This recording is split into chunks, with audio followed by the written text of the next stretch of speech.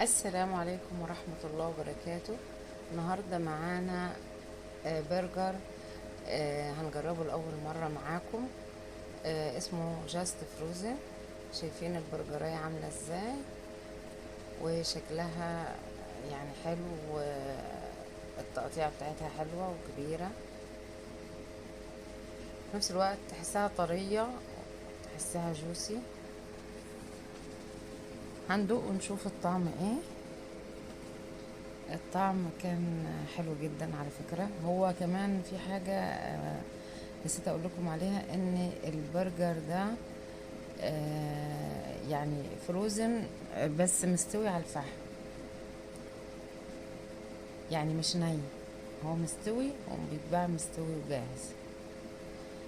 ادي الكيس هوريه لكم احنا بنفتحه.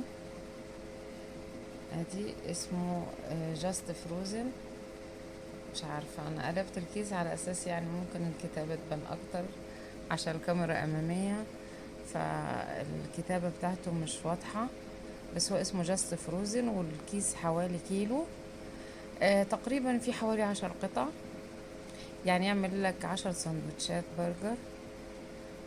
انا اشتريته بحوالي 150 جنيه، ممكن يعني ممكن يكون اكتر من كده لغاية 160 جنيه، 155 في مكان تاني.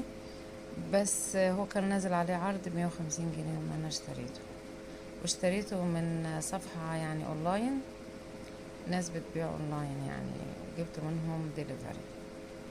ادي شكل البرجر. هو مستوي، مستوي بالفعل، بس هتسخنه. انا سخنته في الميكرويف لمدة حوالي دقيقة ونص، بس كان فاكك يعني ما كانش متجمد، يعني قول مثلا من دقيقة ونص لدقيقتين لو هو متجمد، بس سخن كويس يعني.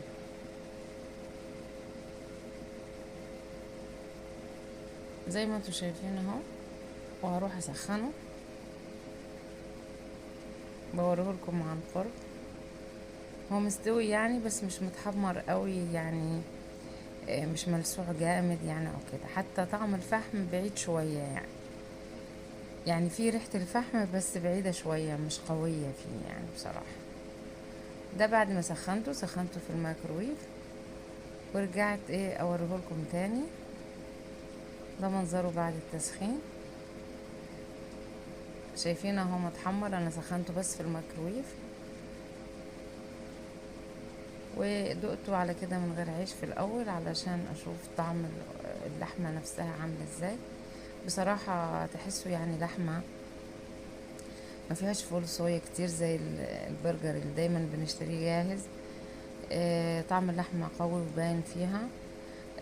زي ما قلت لكم طعم التدخين يعني بعيد شوية، يعني في موجود بالفعل وطعمه حلو بس بعيد شوية يعني. وده جبت بقى العيش بتاع البرجر عشان نجربه معاكم في العيش. ممكن بقى تحطوا بصل مكرمل، ممكن تحطوا الصوصات اللي بتعجبكم. انا عندي صوص البيك تيستي، بس ما حبيتش يعني احط صوص في الاول علشان اشوف طعمه في الساندوتش من غير اي صوصات يعني. بس هو بصراحة طعمه حلو جدا، وتمنه يعني يعتبر كويس جدا. يعني يعمل لك 10 سندوتشات ب150 جنيه، يعني يا بلاش بصراحة. يعني بنشتري البرجر من 50 و60 و70، احيانا و80 جنيه على حسب المكونات اللي فيه. فهو ده يعني تحفة بصراحة. وانت بقى حط الصوصات اللي تعجبك، حط البصل مكرمل، حط يعني اي حاجة، جبنة، جبنة بتاعة البرجر براحتك يعني خالص. عايز تعمل برضو بيض عليه، الناس اللي بتحبه بالبيض مفيش مشاكل، بس انا بصراحة ماليش قوي في البيض يعني، محبوش مع البرجر يعني. بحب الجبنة ممكن، لكن البيض لا. بصراحة البرجر طعمه تحفة، ويغنيك يعني عن ان انت تشتري برجر جاهز، قصدي من المطعم. بالاسعار الفظيعة المبالغ فيها حاليا يعني.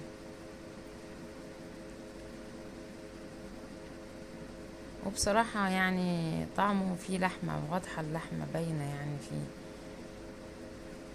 دي ميزته برضه. يا ريت اللي ما اشتركش في القناة يشترك حالا ويفعل الجرس عشان يوصلكم كل جديد.